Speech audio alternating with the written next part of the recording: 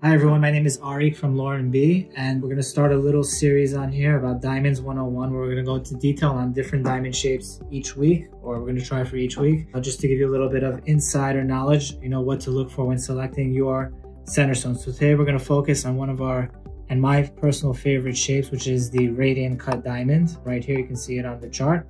And just over here we just have a nice lineup of radiant cut diamonds, 3 carat sizes that we're going to use as examples today. And before we start, I just want to mention one thing, that radiant cuts do come in square and elongated versions, but today we're really just going to focus on the elongated one because that one is really what's the most popular right now, what all of our customers are going for. So as you can see, radiant cut diamond has parallel sides as shown here and has cut corners, and that's kind of what gives it that look, and has a brilliant style faceting underneath, so it has a lot of beautiful sparkle. Not all radiant cuts are created equally, so that's why we want to show you today is the differences to look for when selecting yours. So I'm going to start off here, and I'm going to take these 2 stones that I have, actually weigh the same, believe it or not. So now these are both 3 carat stones, both rated G color VS, but we're not going to talk about the color and clarity to start.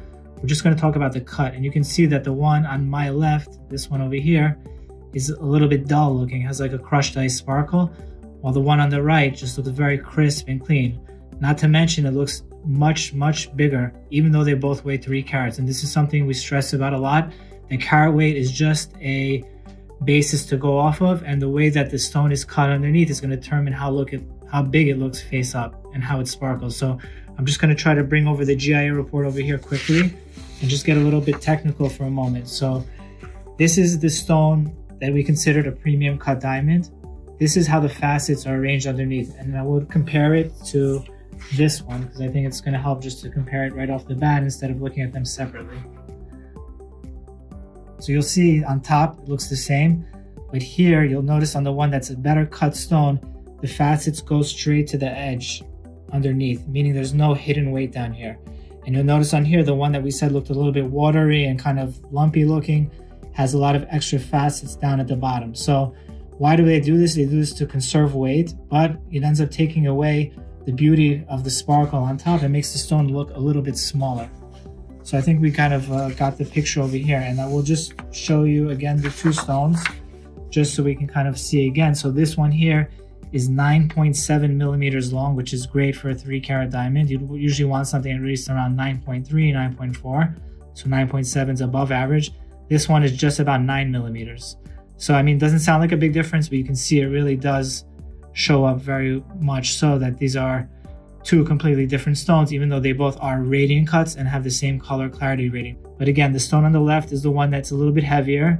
And you'll notice on the bottom that it has a little bit extra kind of weight down here. And you'll notice it doesn't come as crisp to the edge of the stone. And I'm going to pick up this one again. This is the one that's very exactly cut. And you'll notice how sharply it comes to the top.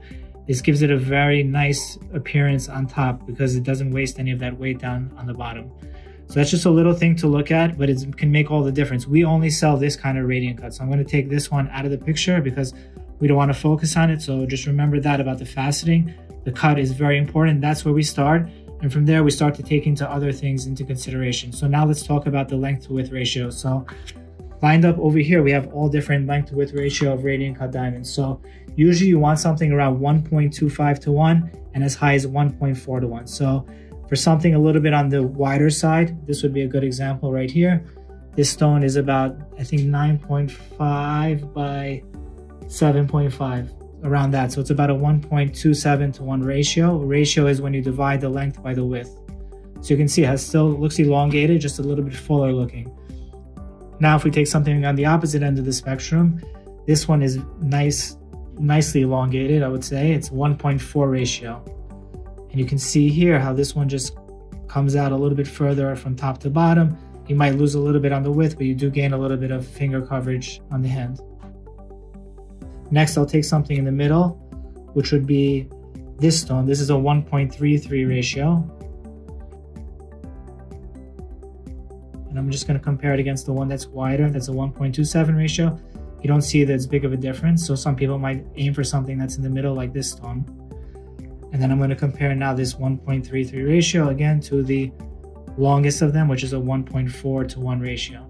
For radiant cuts, you're not really going to see them go up too much higher than 1.4 to 1. So you'd probably max it out around here or something a little bit longer. Next, let's move on to the color. So here we have an F color, that's a G, that's an H, that's a J. And for most diamond shapes, we obviously start at D, but we go down to as low as J for a radiant cut. Now you don't want to go lower than that because you'll start to notice the color in it very easily. It might distract from the beauty. J color is also on the border. Some people might not feel comfortable with it, but I think under certain cuts like this radiance that we have, it's less noticeable. So remember, D to J, and it really comes down to your matter of preference. Some people want to go for a lower color, really up to you and how you want to spend it. So let's just compare the extremes first, because I think that's going to help see the difference. This is an F color on my left, and this is the J color on my right. So you can probably notice the difference here. But remember, when you're looking at a ring, you're really not comparing them side by side. So if you take this stone on its own and you really have nothing to compare it against, it looks beautiful as is, which is the J color. Now, some people might go for something more middle of the road. Not middle of the road, it's still a very good quality. When we're talking GIA, these are G and H colors side by side. And here it's much harder to see any difference because we're talking only about one color grade of difference. Again, this is the G, this is the H. Both are near colorless, but both should face up pretty colorless, especially when you mount it into a ring and you put a little bit of platinum or white gold behind it. It should make it look even more colorless. And of course, when they're cut as beautifully as this, really the sparkle takes over, the beauty of the shape, so kind of any little bit of hint of color gets canceled out. And let's just do one more comparison. Let's take the J versus the G color. Now it becomes a little bit less noticeable. Before we were doing F versus J, so G versus J. A little bit closer, you still might notice it. Again, that's the lower color on the right, that's the higher over here. So really comes down to a matter of preference, what you can live with, what you think is beautiful. That's why we try to have a variety of everything. As you can see, these are all from our stock. This way we get the customer to decide, you know, which direction they want to go. Next thing we'll touch on a little bit is the clarity. And really, these are actually all VS stones. There's one that's an SI1, which I'll show you here.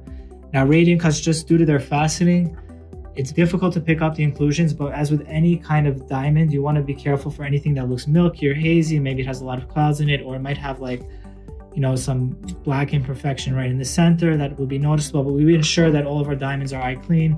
We inspect them before. We have close-up videos on our website, so you can pretty much know that this stone that you buy from us is eye clean. You can go down as low as SI2 for a radiant cut diamond, and you can go as high as clarity as you want. Even if I took a loop to this, I mean, you can't see it with the camera, but if we like zoom in over the stone, this is an SI1.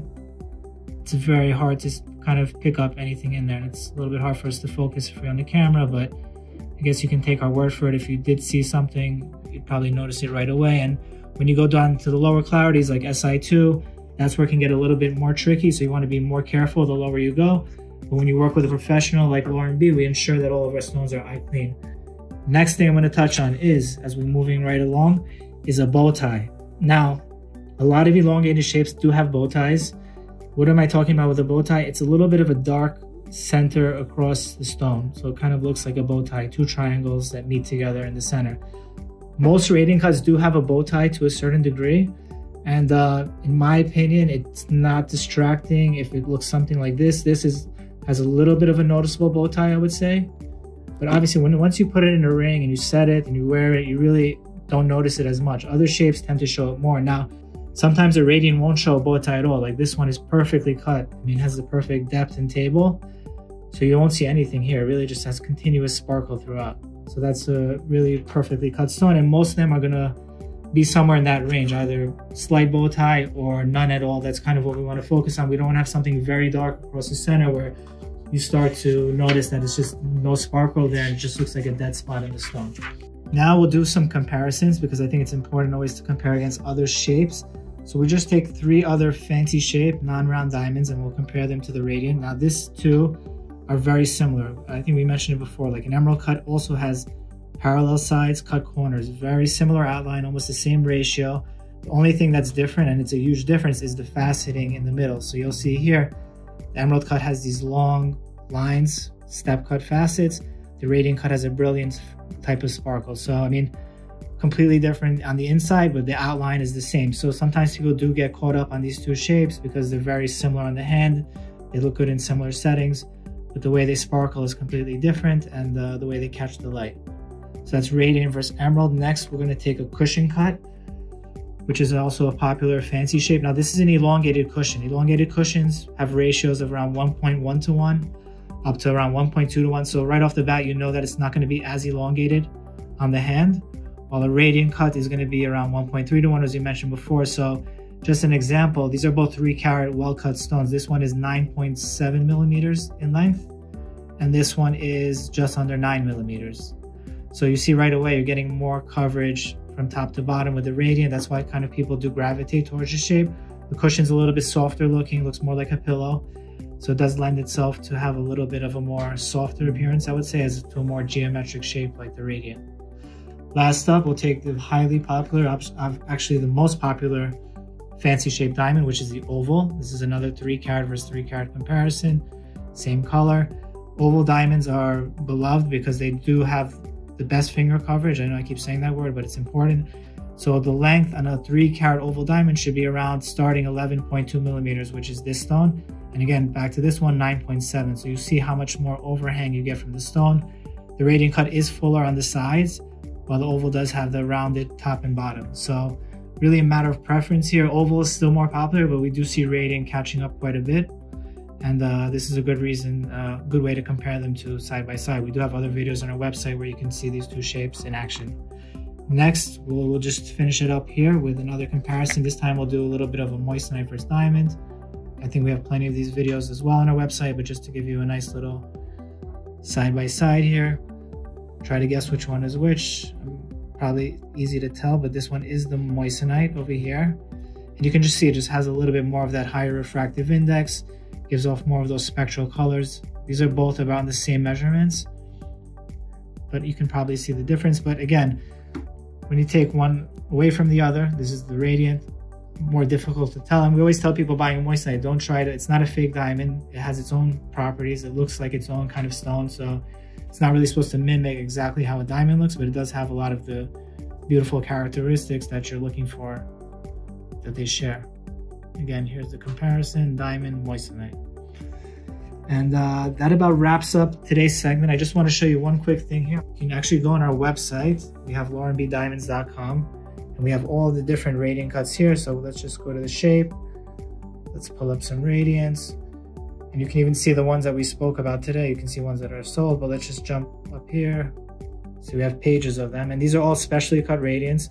When you go to the details page, you can really go and see the details of the stone, as we said before, and you can zoom in and you can see, very clearly how the stone looks. You can pause it and play it, and if there was any inclusions, you can see the cut of it, the outline, everything is here. You can quick link to the GIA. So all the information is here. You can ask us for a quote. We do not list prices. I know sometimes people don't like that, but we just prefer to speak to you directly and build a nice rapport first, find you the excellent stone. So that wraps up today's segments, Diamonds 101 on Radiant Cut Diamonds. Stay tuned for the next one. Thank you.